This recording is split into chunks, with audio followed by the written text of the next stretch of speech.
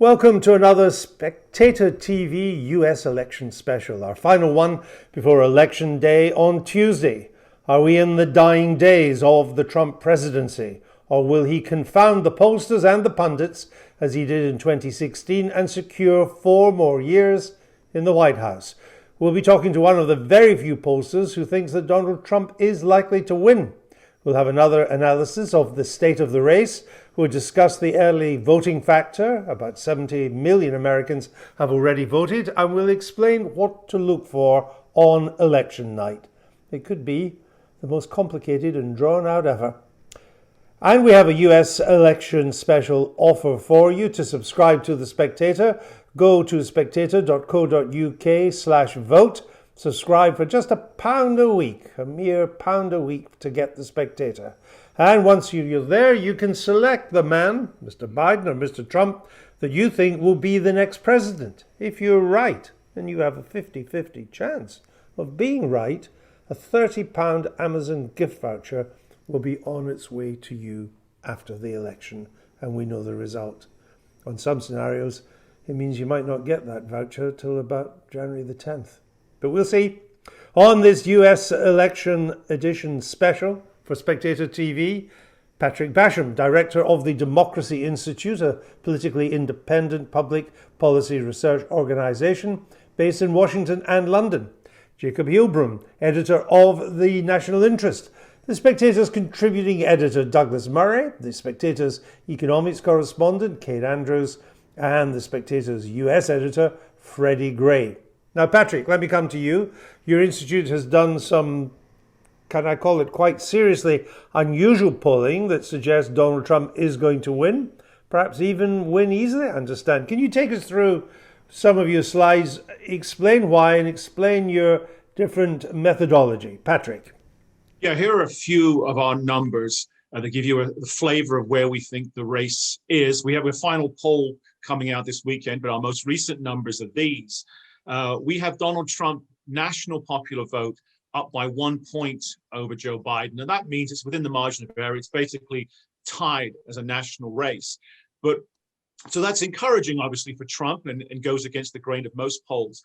But if you look at our next slide, which is the battleground states, we have consistently over the last 5 months of polling shown Donald Trump with a modest but comfortable lead in the battleground states. What this demonstrates is that, as in 2016, his vote is far more efficient than his Democratic opponent. So he could once again lose the popular vote, but win the Electoral College by winning most of these battleground states by 1, 2, or 3%. And part of the reason that he may do that is that if you look at our next slide on enthusiasm for the candidates, there is a historic gap between Trump and Biden in terms of the level of enthusiasm, the degree of enthusiasm of those who intend to vote for sure for those respective candidates. And American political history at the presidential level tells us that whether the winner is a Democrat or a Republican, he has always had the more enthusiastic supporters. Another factor working in Trump's favor is that if you look at the numbers in terms of who's voting for or against a candidate, that is, are you voting for Joe Biden because you really like Joe Biden, or are you voting for him because you really don't like Donald Trump? And what we find consistently is a large majority of Biden supporters are voting against Trump, whereas most overwhelmingly, by even larger numbers, most Trump voters are voting for Trump rather than against Biden. And lastly, when we're trying to tease out the quote unquote shy Trump voter, we ask questions that relate to how comfortable or uncomfortable people are letting others, friends, coworkers, neighbors know who they're supporting.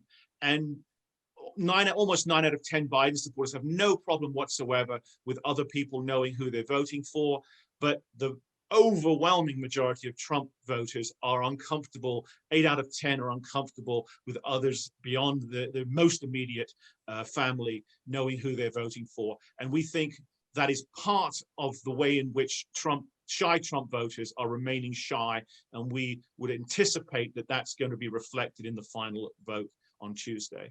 Patrick, thanks for that. Certainly very interesting. So, are you saying that if you go through some of these factors, the Trump vote's more efficient in the battleground states? There's a big enthusiasm gap in favor of Mr. Trump rather than Mr. Biden. People tend to be voting against Mr. Trump when they vote for Biden rather than voting for Mr. Biden himself, and there's the shy Trump voters. Are you saying that your polling methodology takes all of that more into account than the other pollsters?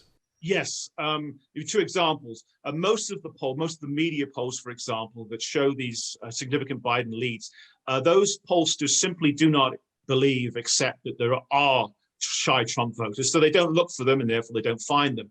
One or two of the other pollsters who have results closer to ours, they do believe there are shy Trump voters, but tend not to incorporate them in their results, to put them into their blender and to produce their final vote tallies. We do. We sort of have a model for doing that, which we used in 2016, and so we do account for that, which is why I think that we have consistently shown Trump doing better in the national popular vote than just about any other poll. One of the things that puzzles people looking at America, because it doesn't really happen in Western Europe, is that you have pollsters that are seen to be allied with particular candidates or particular parties. Trafalgar, for example, is often talked about being a Republican pollster. So is Rasmussen. I mean, are you regarded at the Institute as a Republican pollster? Well, those who don't like our numbers regard us that way. We're doing our polls for the Sunday Express in the UK. We're non-partisan. We're a free market in terms of our think tank status.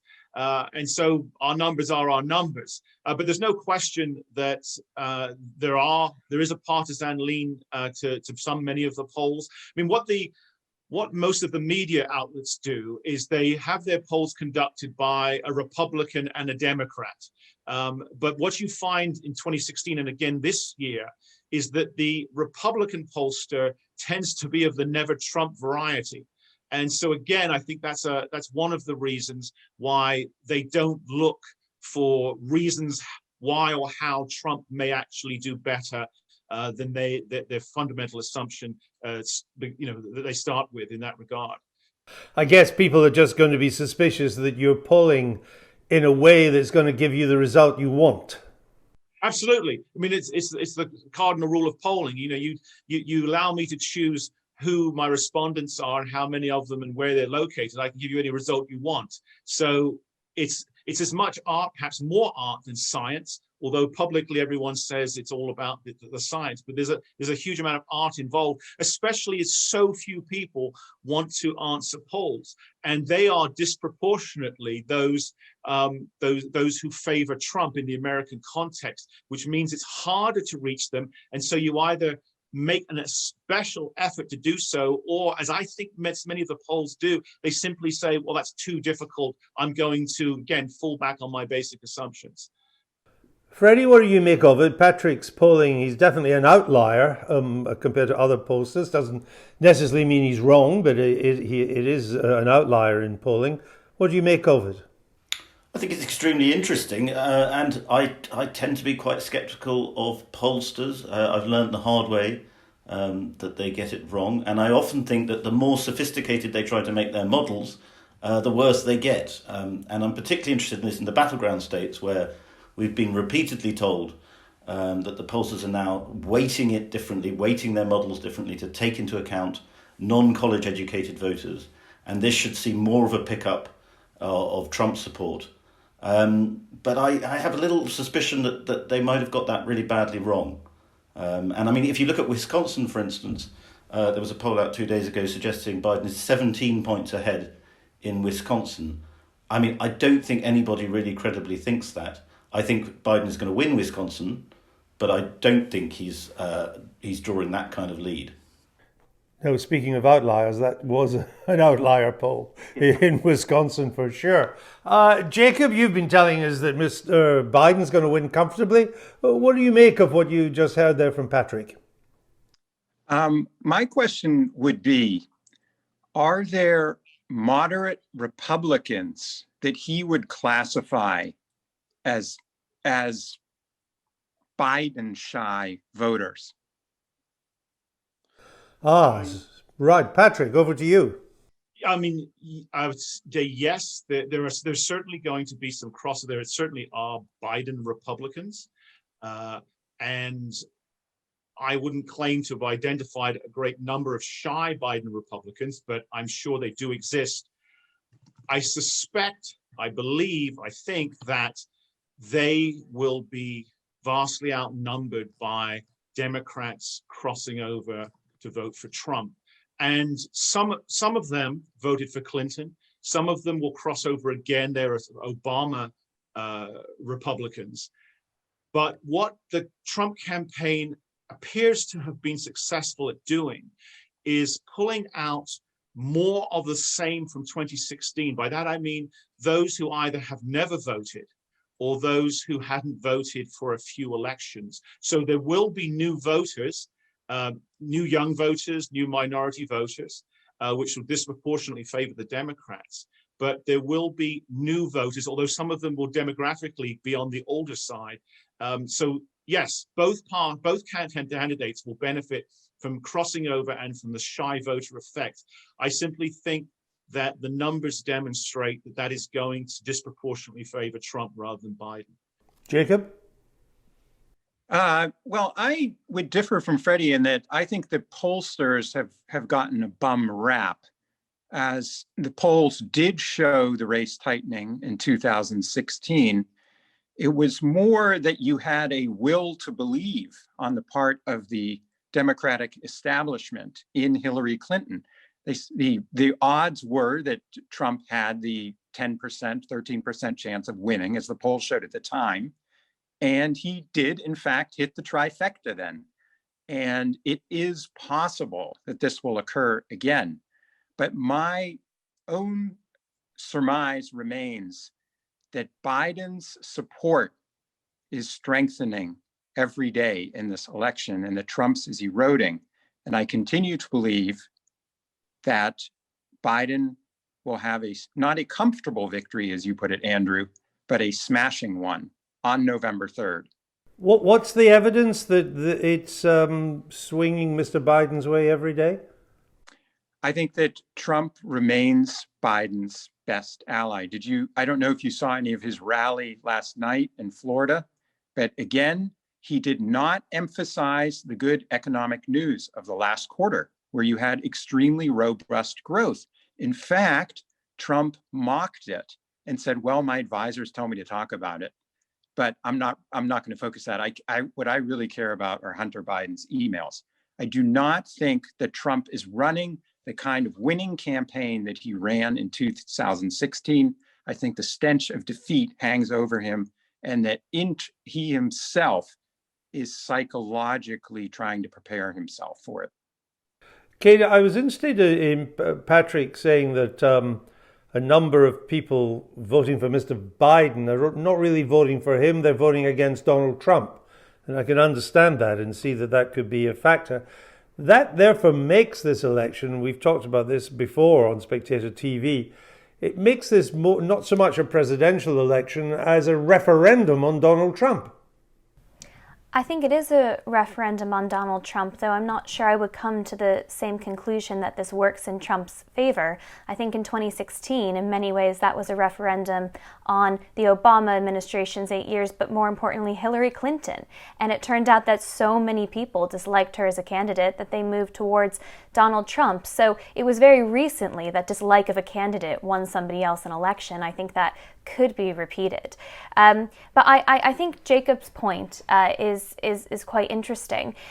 Broadly speaking, looking at these swing states, I think it's tightening in Trump's favor. I don't think we should overlook the fact that 538, Nate Silver, is now blogging about what happens if Trump wins Pennsylvania. 538, quite famously, was the closest to getting the election right in 2016. I suspect if Donald Trump had performed as he performed outperformed in the second debate, in the first debate, we could actually be looking at an even tighter race. But I probably do still come to the same conclusion as Jacob. I'm not sure it would be smashing, but this is still Joe Biden's to lose. Donald Trump won in 2016 with about 80,000 votes across 3 states. The question is, can the Democrats take those votes back or bring more people out to compensate for that? And I suspect this time around they probably can. Douglas, you've been travelling around the states. What's your sense? What are you picking up? Yes, I've been here for the last month and have travelled to 5 states so far, Democrat and Republican, swing indeed. It's very interesting hearing what Patrick says, because I do think that this is the hardest bit to put your finger on in this race. Most of the polls, as you say, Andrew, seem very clear and have been clear for a long time. But there is this underlying question of the people who wouldn't admit to anybody that they are going to vote Donald Trump. I've spoken, incidentally, it's like breaking confidences, but the number of people I've spoken to on this trip who've told me that they're going to vote Trump, but they're not even going to tell their family. Their spouse, even in one case, wasn't to know. And this does sort of resonate. You notice it in areas where you know that the vote is mixed, but almost nobody, or like one person, will have a Trump sign in a neighborhood, and otherwise it's flooded with Biden signs. And you notice it with masks. You know, there are, in mask-wearing areas, people are very proud to wear sort of Biden-Harris masks. You might say that's because the sort of Trump supporters less likely to be wearing a mask. But all of these things make it very hard to guess. I mean, I think the other thing that's worth mentioning, by the way, is this whole issue of momentum. Other than the polls, it's very hard to see what the momentum is behind Biden because, of course, they're not really rallying in any meaningful sense. The president the other day trolled in traditional Trump manner the Biden camp by splicing a video of Donald Trump arriving at one of his massive outdoor rallies by helicopter, beside that rather pitiful video of Joe Biden coming down rather too many steps to rather too few people, all sitting in deck chairs with chalk rings around them. And of course, it's easy to lampoon, but it does put this crucial question into perspective, which is what the underlying message of the campaigns is at this point. And I think that something that a lot of people have missed is this. It's not just about the last 4 years, but about what kind of message the candidates are giving out now about what America is about to go through. Now, here's the thing. As it seems to me, I went to the Trump rally in Pensacola, Florida, and it was very striking to me. Everything in the atmosphere was, the virus is something we're going to get over. It's not that bad. Again, you can contest all of this, but this is the claim. It's not that bad. We've got to get over it. We've got to not just reopen, but boom, we can do it, and tomorrow's going to be great.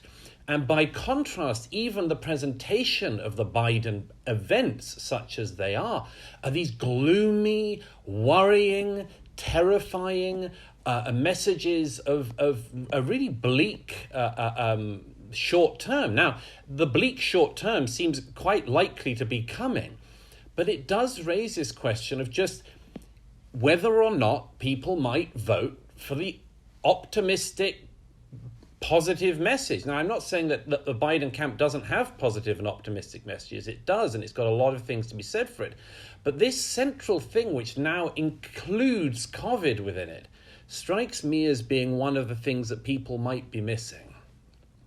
Patrick, has your polling given any indication of what's been happening in the final days? Do you see things changing, things tightening, widening? What does your polling tell you? Well, we're 2/3 of the way through our final poll.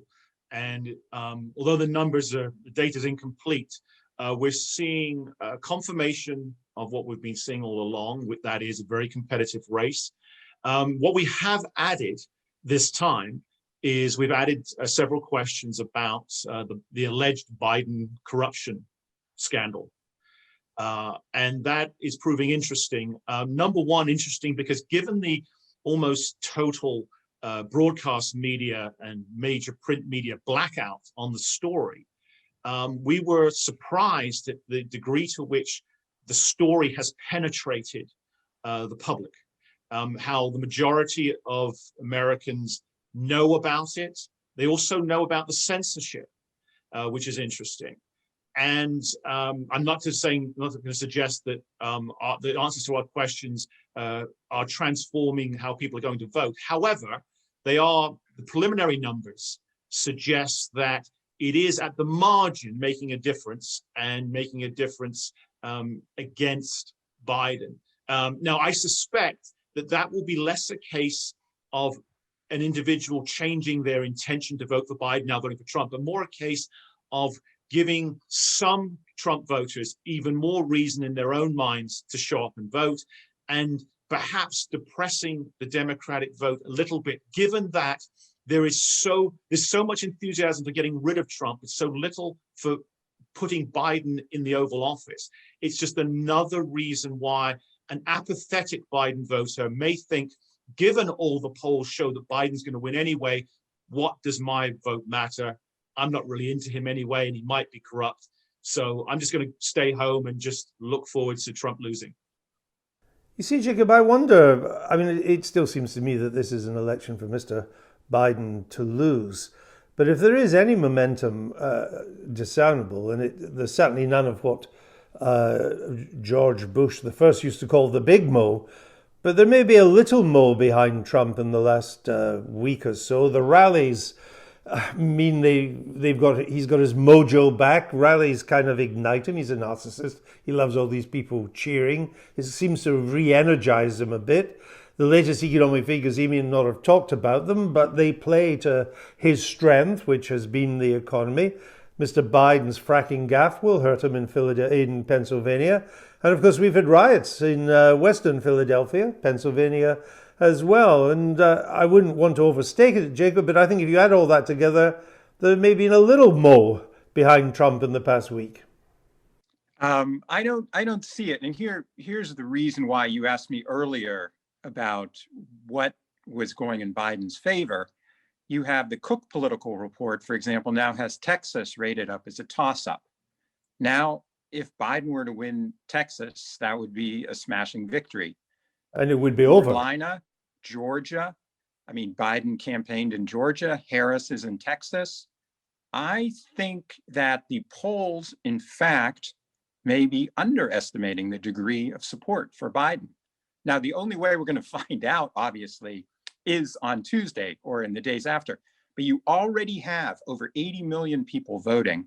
It will take a superhuman effort for Donald Trump to overcome what appears to be occurring, which is a lot more young people voting, people who didn't vote in 2016. I mean, Trump may be the one person that could elevate Joe Biden to the presidency.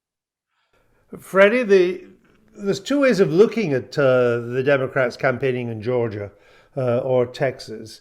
One is that they're so confident of winning comfortably in the battleground states that they want to expand the majority and bring the Senate along with them into Democratic hands. I guess the other way is that Mr. Biden's making the same mistake Hillary Clinton made in 2016. Well, I do think that there are two ways of reading it. Certainly, I think that the Biden campaign, as much as I can understand, they are beginning to get a little bit anxious, and that's why on Monday they've announced a blitz in Pennsylvania, which a lot of us think could end up being the really crucial state. And I'm here now at the moment. I think just going back to something that Jacob was talking about, I think I have to agree that the young factor is something that Republican pollsters and pro-Republican people aren't taking into account. It does look as though we could be seeing something of a youth quake, 18 to 29-year-olds really coming out, not because they like Biden, of course they don't, but because they really, really hate Trump, and they've been programmed to hate Trump for the last 4 years. So I think that could be a very, very significant factor. Patrick, are your polls picking that up? The youth quake, as Freddie was calling it? Maybe a reverse quake. I mean, here's one thing to bear in mind that hasn't got enough attention in terms of the youth vote. That is, we define youth votes at 19 to 24, which is not exclusively, but heavily dependent upon a turnout literally on college campuses. Most college campuses are closed down. And so the Democrats aren't getting the press gang effect that served them very well in particularly the Obama elections. And if you add that up around the country, because most of the kids who were encouraged, shall we say, to vote on campus are not going to vote otherwise, and the votes are going to be scattered. That's, depending on who you talk to, 1 million to 2 million. We think it's at least 1 million, quote unquote, youth votes that are just not going to happen for the Democrats. I mean, that is, it not only does it make a difference in terms of the popular vote, but in terms of who wins the election. A lot of those college campus towns, dependent on those universities demographically, are in Midwestern battleground states. We think that's going to make a difference. And I can't say this out of our numbers, but I know out of a couple of the pollsters who also see it very comparative to Trump, what they're picking up this week is not a larger youth vote. I mean, in terms of the turnout, the youth vote is down from what the other pollsters said it would be in the mail-in and early balloting. But you're seeing more young voters disproportionately moving to Trump than was predicted. Now, that may not hold through election day, but even if it doesn't, when you have a depressed youth vote overall, just as you're going to have a somewhat depressed African-American vote, even if Trump doesn't do better with these groups, which he is going to do, you're looking at several million less Democratic votes. So it becomes harder and harder to see how they make up those numbers. Okay, well, if Mr. Trump does win again, I think we should all have a self-denying ordinance never to talk about polls again, except Patrick's, because he would have been proved right. But I think for all the other pollsters, I'd just give up on them if they get this wrong this time.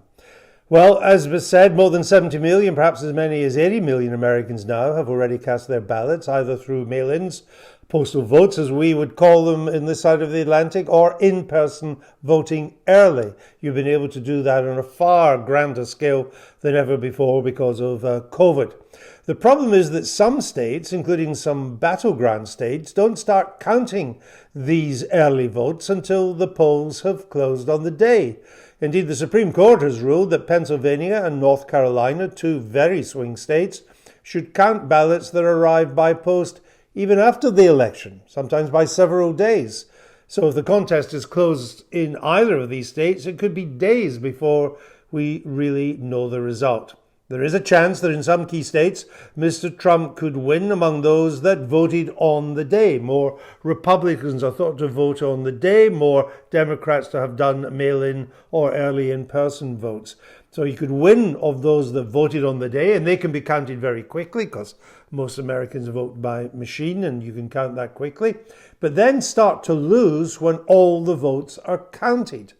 But he and his army of lawyers are likely to contest the efficacy of the mail-in votes or the early in-person votes, and that could lead to a constitutional standoff. Freddie, you're in Pennsylvania. It is the swing state of swing states. It's also a state that has will be allowed not to start counting the early votes until the polls are closed. If it's close, it could be days before we know the result. Well, indeed. I went to an early voting town hall yesterday, and there wasn't a lot of people. The weather was completely miserable. This is another big factor we've got to talk about. Is the weather has been terrible in Pennsylvania. If it dries up on the day, that's probably good news for Trump. But there were a few people coming through, and in fact, I spoke to someone at the front desk, and they said it's been like an election day every day. So they're expecting turnout before the election to be huge, and then turnout, and then even more turnout on the day. So we may be looking at an outrageously large turnout, and it's the great imponderable in this election because we assume it's favourable for the Democrats. Trump talks as though it's favourable for the Democrats, particularly with the late counting. But there are a lot of experts, and I'd like to know what Patrick thinks, who think that it's not necessarily favourable, and that in fact you could have a Republican surge through early voting and indeed perhaps through mail-ins. Patrick? Yeah, you're right. Most of the polls that have consistently shown Joe Biden with large leads, either nationally or on the state level, are basing that in no small part on a turnout model that assumes that we're going to be looking at 20, 30 million additional voters this time. And most of the small number of polls that show the race much closer assume that there will be more voters, but it won't be an epic drastic change from 2016. Now, as you say, Fred, the conventional wisdom is more voters equals more Democrats. And I think that is technically true, but I don't think the gap between the new Democrats and the new Republican voters is going to be as great as the conventional wisdom suggests, or it might have been in recent years. Because as I was saying earlier, the Republicans, what they have this time, they didn't have last time, is they have not only a tremendous grassroots ground game, but they have arguably the best ever. It's better, it's larger, it's more sophisticated than even Obama's in 2012. Why I mention that is that they know exactly who their voters are. And I suspect they're going to get almost everyone out. The reason I mention that is I think Trump will hit his ceiling. He will max out his vote in the country. Biden's ceiling is probably arguably higher. It might be significantly higher. The generic Democratic opponent to Trump could get X number of million more votes. But the Democrats, for one reason and another, have decided not to go the ground game route. They've gone the air campaign route with the TV ads and all the rest of it. That means that I think they are not going to reach their ceiling. So it comes down in terms of turnout. How much lower than the Biden ceiling do the Democrats reach? And does Trump hit his? Because if he hits his and they don't hit theirs, again, it's not only a competitive race, but one that probably favors him. Jacob, if you wanted to have caused trouble over a contested election, the American way of doing things would seem to be tailor-made to that. You don't count the mail-in ballots until all the polls have closed. It could take you days afterwards, so we don't know the result for several days, maybe a week. I saw the Secretary of State for Pennsylvania saying, I mean, why do you do it this way? It's bizarre. Well, we don't have a federal system of voting, which actually, interestingly, makes it more difficult for foreigners to interfere because it's such a confusing system. You know, we have multifarious rules in these various states. It's an utter jumble, but it is tailor-made for contestation, which you had in 2000 in Florida. And Justice Kavanaugh, in a footnote, caused a stir when he said that mail-in ballots shouldn't be allowed to flip an election. And Justice Kagan then responded that counting ballots is not tantamount to flipping an election. So yes, if the election is close, and particularly if it revolves around Pennsylvania, each side, Biden and Trump, has already mobilized armies of lawyers to go at these questions. Now, my guess is that Trump, you know, if it's close and it revolved around Pennsylvania and it wound its way up the legal system, maybe he would be able to squeeze out a so-called victory with Justice Barrett on the court now. But it would certainly, you know, further taint both the court and the legitimacy of the American political system. My guess, I mean, it's obvious that Biden is aiming for a knockout blow on November 3rd to avoid all of this, so that on the evening of the 3rd, he can say, I've won Florida. We haven't counted all the ballots in Pennsylvania yet, but I'm the winner of this election. Douglas, we're often told that America at the moment is like a tinderbox, a dry tinderbox. We see the sort of endless unrest in cities like Portland or Seattle. Seems to have gone on forever, which was not true of the riots in '68. For example, we've had this new outbreak in Philadelphia. We see amazing pictures of Americans, Trump supporters, also Biden supporters or Black Lives Matter supporters, walking around looking like paramilitary groups armed with semi-automatic rifles. You wouldn't see that in any other democracy anywhere in the world. If it is a contested election, how dangerous is it, or how likely is it that that will manifest itself on unrest in the streets? This is an absolutely crucial question, which I think is on so many American voters' minds at the moment. The number of people in different states who've told me, for instance, that they're going to vote on the day or vote in advance and then get out of the city is really quite alarming. and in multiple cities I've been told that. The places you mention, Portland, Oregon, Seattle, I've been to in recent weeks. And yes, I mean, they've had nightly rioting and protests for months on end now. And this is definitely a driver to a part of the Trump base. He's very adept at saying to people, he famously with his suburbs comments the other week, which he's reiterated a number of times, he's very adept at saying to people, look, you know, it's law and order and your home being protected, or it's the kind of chaos you see in Portland. The thing that struck me in recent weeks is that some people have been asking, you know, if Biden wins, are there protests and riots? And I can't see a scenario really seriously where there are. If Biden wins, certainly if he wins very clearly, I think it's a pretty smooth transition. I think that if Trump wins very clearly, I think there are definitely going to be cities in this country. By the way, they're already advertising for it. Antifa, BLM have already advertised that they're going to do an activity on the night of the election in Portland and in Seattle. Other places will be joining in. I think that if Trump wins, we'll see that. Now, here's the worst case scenario, though. The worst case scenario is if it appears on the day that Biden has won, and then from late counts and much more, it turns out to be Trump. I honestly think in this city, and we're not just talking about outrider places like Portland here, but in major cities like the one I'm sitting in at the moment, New York, I think we're going to see serious unrest. I can't stress the extent to which outsiders haven't appreciated this. I hadn't quite appreciated it until this trip. The organizational impetus behind these groups is really considerable. They have their own effectively policing units. They have their own blockading units to cut off streets. When the police step back, they step in as sort of paramilitary organizations and run the streets that they're in. And that's aside from just things like the outbreaking of looting and things that we saw the other night. I think this country is at the risk of being in real trouble in the coming days. Kate, it's your country. What do you think?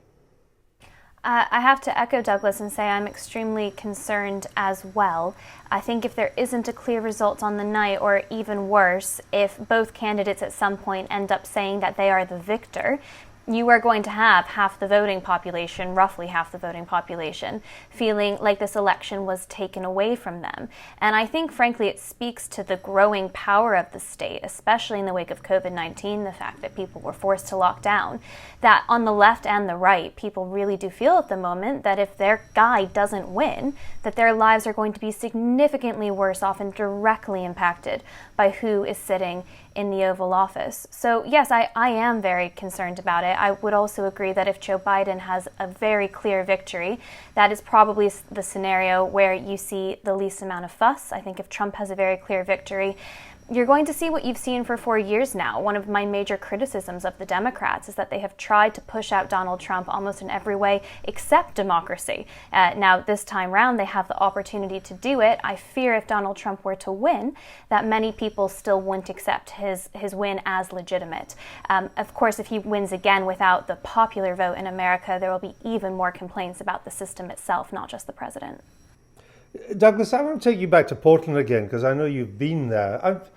I'm puzzled. I mean, normally riots peter out in the end. That's been the experience of riots in the United Kingdom or in Europe and even in America until now. But in Portland, it seems to be never ending. They seem to be going on almost, if not riots, unrest going on every night. And yet the mayor or the governor of Oregon, they don't seem to do much about it. Have they just given up on part of the city?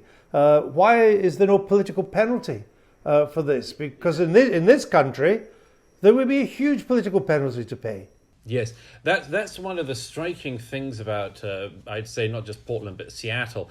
Portland's the sort of ground zero on this one. And here's the thing. I mean, you can see the troubles in a city like New York at the moment, the same troubles we've got in all of our cities, in London and everywhere else. Businesses that have gone out of business, boarded up shops and much more. But you can't help thinking in a city like New York, well, it's been through ups and downs before and it'll come back. Even when there's lawlessness in New York, there was a little bit the other night that New Yorkers won't put up with this, and they'll vote in at some point soon a mayor who's for law and order and a bit stronger on all that, and stronger on backing the police and tougher measures and much more. The thing with Portland is that such an outlier is that there's actually a mayoral election coming up. The mayor, who's been totally ineffectual and actually just last month had to move out of his own apartment block because Antifa were rioting outside it, and he fled his own home and still won't do anything about it. He's got one contender against him for the mayoralty, who's a woman who is an open supporter of Antifa. So that's the problem for Portlanders, is that they've got a man who's ineffectual and a woman who supports the paramilitary groups. This is as you say, Andrew, this is a very unusual situation in a democracy. As for where the momentum comes from, it comes back to a couple of things that people have already mentioned. One is people whipped up into, I think, hysterical and catastrophic ideas about the nature of the society they're in. Another is simply that in the wake of the lockdowns and much more, this is something for a certain type of person to do. They get meaning, they get a sense of purpose. They honestly think that if they pull down enough things, and there's not much left in Portland to pull down by my own observation, but if they pull down enough things, they'll kind of get to this fair, equitable society that they dream of. I mean, there's no such thing, of course. They're just going to continue to immiserate their city and chase more and more people out of it. But it is this lack of willingness on the part of the governor and of the mayor to, for instance, and the DA, I should add, by the way, that's the most shocking thing for a British viewer, that an elected DA, a highly political figure, decides not to prosecute serious crimes carried out by rioters, is why they get into this situation. You can go and smash a lot of stuff up, including smashing people up in Oregon, and nothing happens to you. And that's why it's still going on. Are plain folk in Portland voting with their feet, just getting out?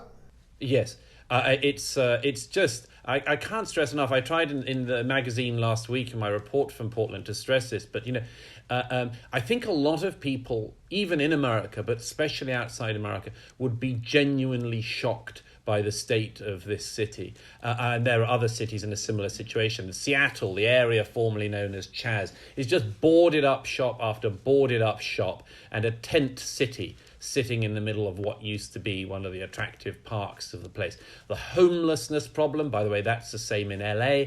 There are these massive problems, which, frankly, whoever wins the election to the White House has to find some way to address. It seems to me as an outsider utterly shocking that you can have an area like downtown Portland, which has been entirely handed over to the homeless, where every single municipal building, like all others, is covered in smashed windows, boarded up windows, graffiti. No business is going to come back to this place. And it's a real disgrace to America. Of course, if I can just say so, the reason also it's been in some way left to rot like this is, and I do stress that, of course, the president did try to send in federal guards earlier in the year to deal with this. But to some extent, the reason why Portland has taken on the significance it has is because it looks like a sort of exemplar of what happens when you defund the police and pull back law enforcement and do all of the things that the radical parts of the left want to do. It's become something like a sort of lesson to the rest of the country. It's terrible for the poor people who live in Portland, because there are many decent people who just want to live in a safe city which isn't immiserated like this. But to some extent, it has understandably become something like a lesson to the rest of the country. If you go that way, this is what it looks like. Patrick, what does your polling tell you? There was a lot of references earlier in the campaign to how Mr. Nixon in 1968, following the riots then, made law and order the big issue. Looking back on that campaign, Mr. Nixon made more of it than Mr. Trump has. I guess partly Mr. Nixon was the challenger. then Mr. Trump is the president. I mean, you could see law and order cutting both ways. On the one hand, in these democratic cities, it seems to have broken down. On the other hand, you could say, well, hold on, you're the president. Why haven't you done something about it? How is it playing?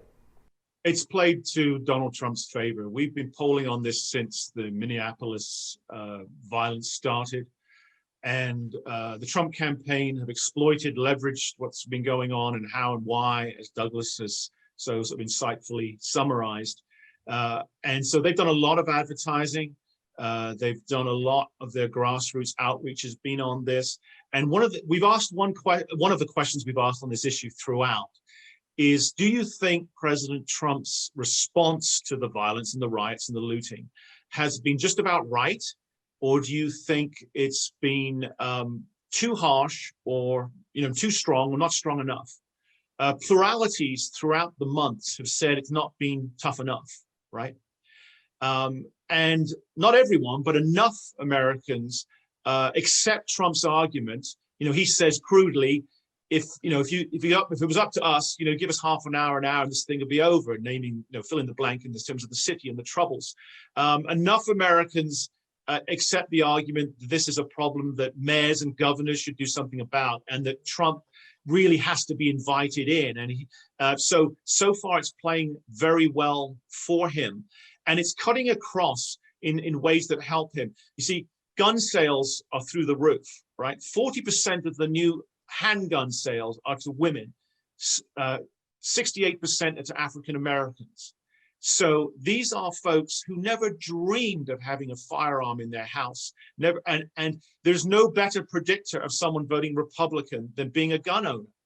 And so you have, for example, some of those suburban women, white and black, who were looking at Biden very seriously. Some of them are now looking at Trump in a way they never thought they would. That is favorably, not because they like Trump. They still hate him and they hate his tweets and everything, all the rest of it. But they don't think that Biden will keep them safe. And safety is an issue. Personal safety and security is an issue that Trump has successfully sort of wrapped around himself and contrasted with Biden, because Biden has, for most of the time, been AWOL, just sort of sitting beside the issue, and his running mate hasn't been helpful, because certainly earlier on she was figuratively cheering on the protesters and the riots. I noticed Mr. Biden was rather quicker to condemn the rioting in West Philadelphia, the most recent ones a few nights ago. Jacob, are you surprised by just the longevity of this urban unrest in certain cities? Because it is very different from previous rioting in America, whether it was in the 60s or even after the Rodney King in Los Angeles, the Watts riots as well. They flared up, they were very violent, often more violent than they've been, but they then died down again. This hasn't happened. Yeah, I have been surprised by the perdurance in Portland of the what sort of resembles a Paris commune.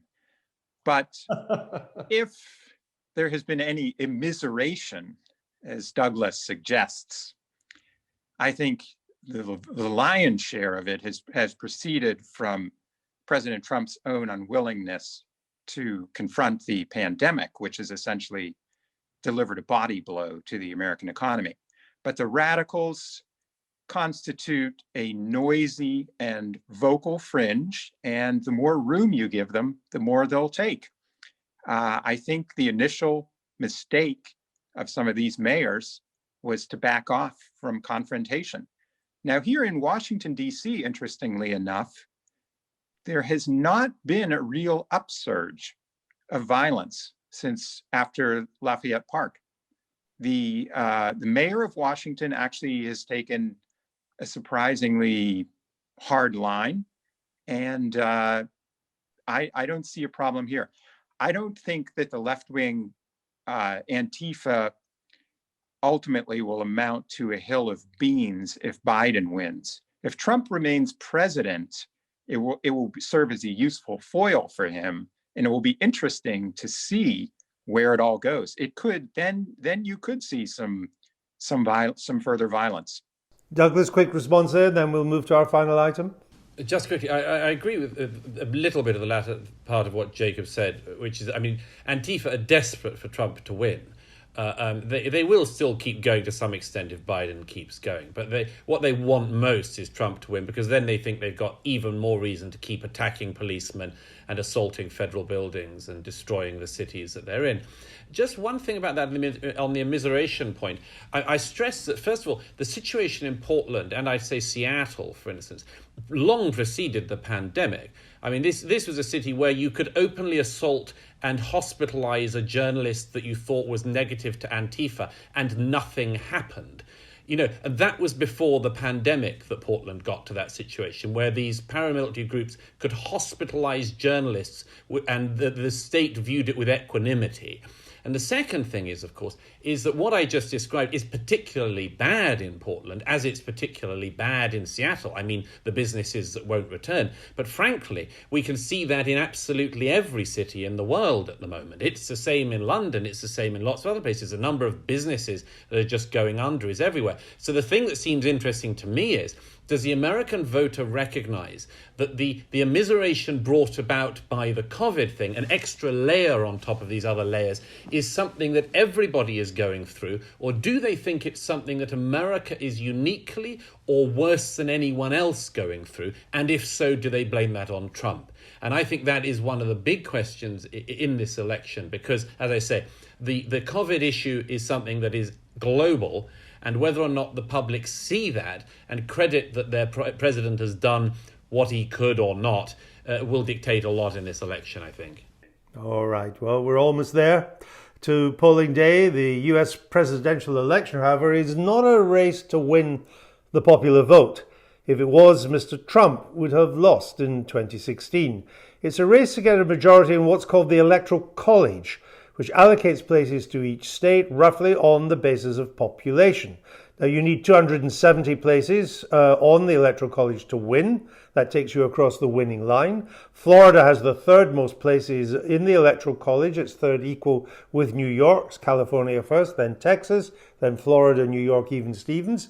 It's a swing state, unlike New York, and it will report early on the night. So all eyes will be on the Sunshine State. If Joe Biden wins Florida, he's almost certainly heading for the White House. If Mr. Trump holds it, if he won it in 2016, it doesn't mean he's won 4 more years, but it does mean he's still in the race. He then needs to win Pennsylvania, Michigan, and Wisconsin. And at least 2 of these, on most polling, 2 of the 3 don't look great for him. But you can't rule anything out. Freddie, tell us a bit more of how you'll see the night unfold on the night of the 3rd of November. Well, as you say, Andrew, I think all eyes are on Florida. And as I understand it, we hear a lot that Florida's counting system is very, very efficient. And even with all the early voting, it will be very, very efficient. So you may, around 5 p.m. Eastern time, you may have exit polls from some pro-Trump counties in Florida, or counties that voted for Trump in 2016. And if they show large Trump margins, we're talking 20%, 30% margins in favour of Trump, then you might be thinking it'd be reasonable to suggest Florida might go Trump's ways. If it's so, if Trump's just edging it, that suggests Biden has a real shot at Florida. And I think everybody agrees. I'd like to know if Patrick agrees. If Biden takes Florida, it's curtains for Trump. If Trump then wins the Sun Belt, we then look up towards Michigan, Wisconsin, Pennsylvania. At the moment, it looks like Michigan and Wisconsin, Biden has them. Ohio is another interesting one, but I think Trump's team think they have Ohio. So again, the question becomes Pennsylvania. And interesting, Minnesota's an interesting one where Trump has really got some momentum in the last few days. So that could change things around. But I think if Trump wins the Sun Belt, so across the South, we're looking at Pennsylvania as the key state here. Early in the evening, Florida is important because it's on the East Coast. It's an East Coast time. It is one of the states that does count the mail-in votes and the early in-person votes before the polls close. So they think very quickly after the polls close at 8 o'clock on the night, Florida will be able to merge the on-the-day voting with the early voting and give us a reasonably clear picture of what will have happened. That's why all eyes will be on Florida early in the evening. Patrick, mark our card for the night. What should we be looking out for as the results come in? I largely agree with everything that Freddie just said. I would add Minnesota. Once it gets to the Midwest, Minnesota is the bellwether. Biden has to keep Minnesota. Trump has an excellent chance. If Minnesota goes to Trump, it's a very good chance that Wisconsin and perhaps Michigan do as well. I would look earlier in the night at New Hampshire. It's only 4 electoral votes, but like Minnesota, narrowly won by Clinton. The Trump campaign's made an enormous effort. Biden hasn't even visited New Hampshire, did very poorly, as he has always done in presidential primaries there. There are a lot of independent-minded voters in New Hampshire. If Trump is to win this election and win independence, New Hampshire may tell us a fair bit about that. The other thing to look at would be later in the night, if this is still close, Arizona and Nevada in the Southwest. Arizona, Trump in 2016 has been trending Democratic, as has Nevada, which was a Clinton victory.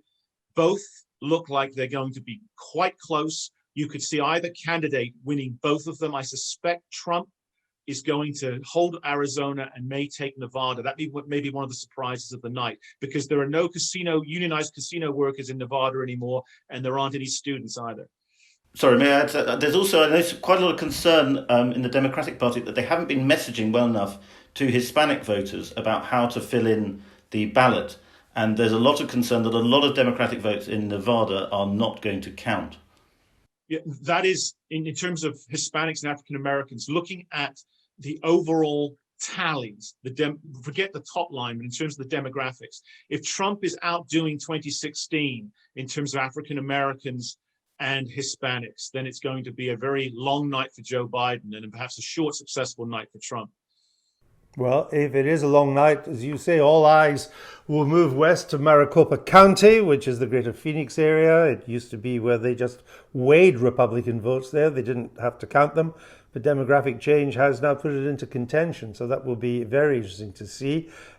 Kate, I'm going to ask you all, on election night, what are you going to be doing? It used to be there were parties everywhere in London. The biggest one was in the American Embassy, if you were lucky enough to get invited. Not for people like me, because I have to work on election night.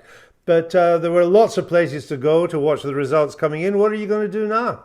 Well, let's hope nothing too fun, because I think it would probably be illegal under the UK's current tiered restrictions. I'm going to be drinking a lot of coffee, and I'm going to be preparing to be surprised. Jacob mentioned at the start of Spectator TV tonight that Joe Biden thinks that allowing Donald Trump to speak is one of his best assets. And this was actually confirmed in a book from Evan Osnos, recently published a biography on Joe Biden. It seems that the Biden team would agree with Jacob's analysis. Just let Donald Trump get out there. That has the power to sway minds and hearts against Donald Trump, but I am totally prepared to see some upsets in Donald Trump's favor. I think, as we spoke about before, the fact that the Biden campaign seems to have been ignoring similar states that Hillary Clinton ignored back in 2016 could suggest that it comes down to a few thousand votes again. So I'm preparing for it to go either way, Andrew. Okay. Douglas, where are you going to be on the night? I'm going to be in DC. At the heart of things, as much as one can be at the heart of things legally in this era. Yes, when I arrived into California the other week, a friend of mine said to me, "Douglas, this trip of yours in the States, it's disaster tourism, isn't it? You're like those people who go to North Korea in a bus party." And I said it's true to some extent. Anyhow, the point is that if it's the end times or something like it and the ultimate disaster, then I want to be at the very heart of it. Very well. Patrick, where will you be? I'll be in DC bouncing around, and I'll either be bouncing around with a sense of self-satisfaction or with a sense of shame written all over my face. Very well.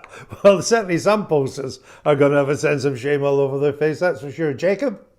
I will be here in the heart of the swamp, complacently hoisting a bumper of champagne as I watch to see.